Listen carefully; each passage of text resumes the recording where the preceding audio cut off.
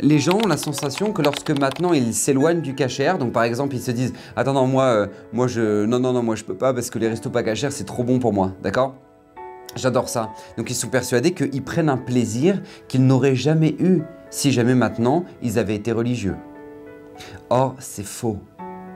C'est faux, Rabotai. Parce que tous les plaisirs que tu auras cette année ont déjà été fixés. Maintenant, toi, c'est dans tes mains de savoir est-ce que maintenant tu le prends en kasher ou tu le prends en non kasher. C'est dans tes mains, ça. Mais tu n'auras jamais plus de plaisir parce que c'est pas kasher. Ce plaisir-là, c'est toi qui as décidé tout simplement de le prendre dans le pas kasher. Mais c'était fixé à Rosh Hashanah.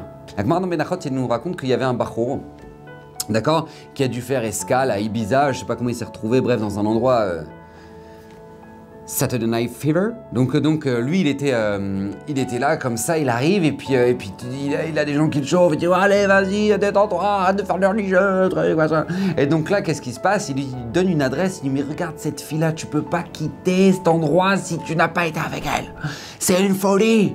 C'est une merveille, c'est la star ici, t'es obligé. Bon, ça coûte un peu cher, hein, d'accord, ça coûte 400 zéuvim, donc ça représente une grosse somme d'argent à l'époque.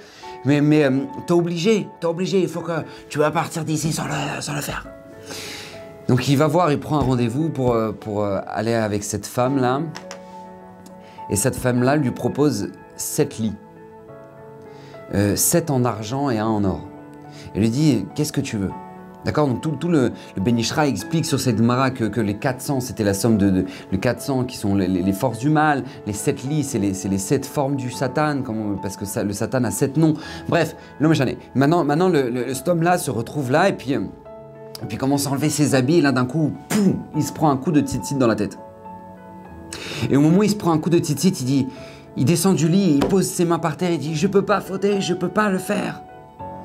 Oh, elle dit « Qu'est-ce qui t'arrive ? Ça va quoi? Qu'est-ce qui vous arrive, monsieur? Ah non, je peux pas, j'ai mes tzitzit, c'est pas possible, je peux pas faire ça. Alors elle, limite, elle se vexe. Elle dit, attends, j'ai pas compris là. T'as vu un défaut chez moi? T'as vu quelque chose d'imparfait chez moi? Hein? Alors lui, il dit, non, je jure que je n'ai jamais vu une femme aussi belle que toi. Mais je ne peux pas, parce que j'ai mes tzitzit qui m'ont rappelé que je n'ai pas le droit de faire ça. La fille, choquée, elle lui dit, toi, tu me laisses ta carte. Il lui laisse son numéro de téléphone, son adresse. Et cette femme-là, écoutez bien ce qu'elle va faire. Elle va donner le tiers de tout son argent aux pauvres, elle va donner le tiers à la royauté, le tiers, elle va le garder pour elle.